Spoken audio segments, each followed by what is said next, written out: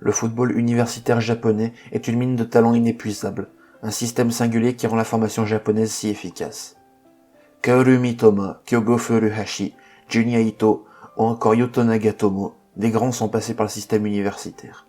Donc bienvenue dans University Sakatour, la série qui présente les clubs universitaires, leur histoire, leur conception du football.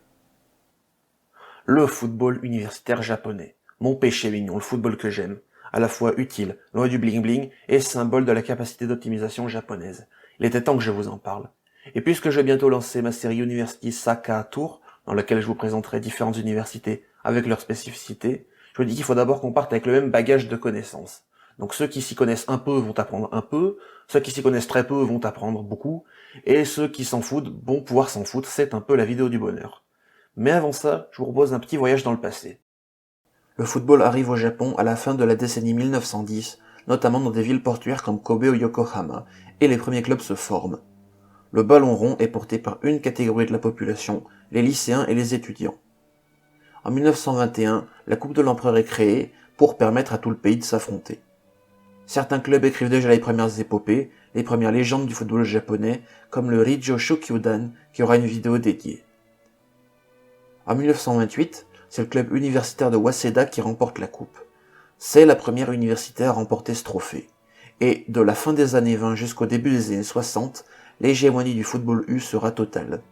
Certains clubs universitaires marquent particulièrement la période, à l'image de Waseda, Kwansei Gakuin, Todai, Chuo et surtout Keio, qui, même si l'entité a parfois changé de forme, et on reviendra dessus dans l'épisode dédié, a un club de football qui a remporté 9 fois la Coupe de l'Empereur, en faisant encore actuellement le club le plus titré, devant des équipes pro comme Urawa Red Diamonds ou Kashima Antlers.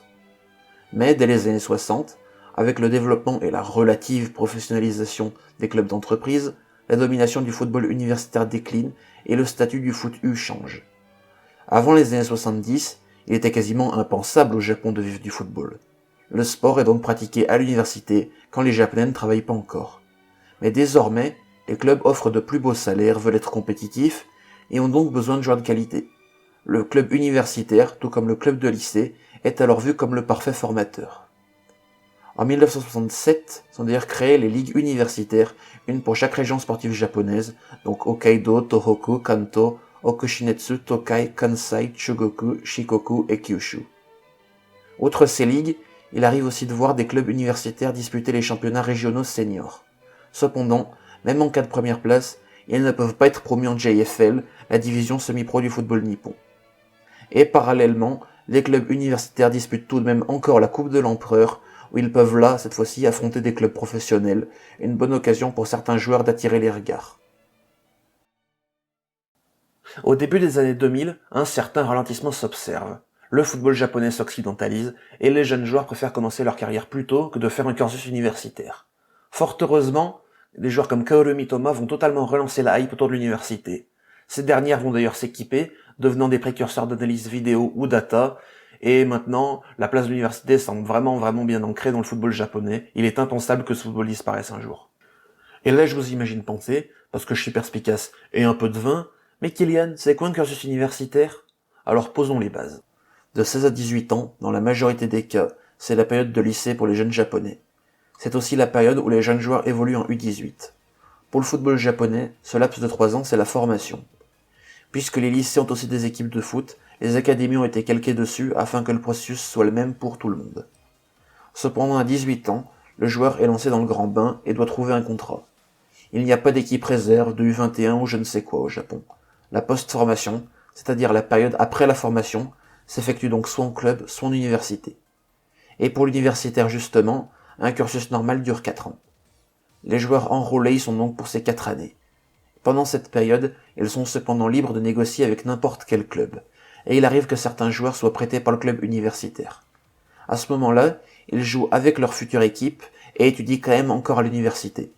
C'est une pratique de plus en plus courante pour les footballeurs en 4e année. Mais je vous entends vous demander, car j'ai une excellente ouïe, mais que peut apporter l'université à un joueur japonais? Tout d'abord, l'universitaire permet de progresser footballistiquement.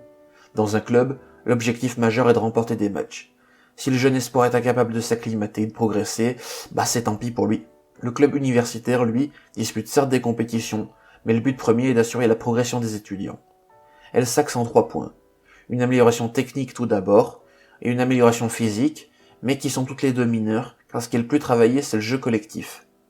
C'est ainsi courant que les tireurs de CPA dans les clubs pro soient tous des anciens universitaires, car ce sont des éléments particulièrement travaillés.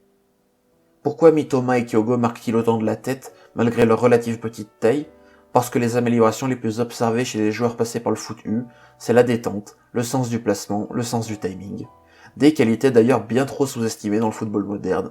10 minutes sur Twitter à lire les avis des gens sur Haaland le confirment, mais bref. Le football universitaire permet donc une amélioration efficace de ces qualités. C'est très intéressant pour certains joueurs plutôt moyens qui, en travaillant dur, peuvent s'assurer une suite de carrière tout à fait convenable. Mais l'universitaire, c'est aussi un autre avantage, tout simple. Au Japon, vous n'êtes pas sans savoir que les diplômes sont primordiaux.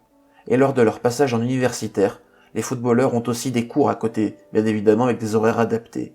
Mais ils passent quand même des examens et ressortent des 4 ans avec un diplôme très précieux et surtout très utile en cas d'échec dans le monde du football ou pour l'après-carrière. Vous l'aurez compris, l'universitaire est vraiment le symbole de l'optimisation parfaite. Ce n'est ainsi pas surprenant de constater que plus de 40% des joueurs japonais de J1 ont fait le cursus.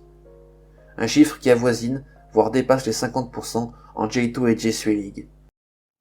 Pour ce qui est de la composition des staffs, des méthodes de travail ou du mode de recrutement, nous verrons ça au cas par cas puisqu'ils dépendent de chaque université.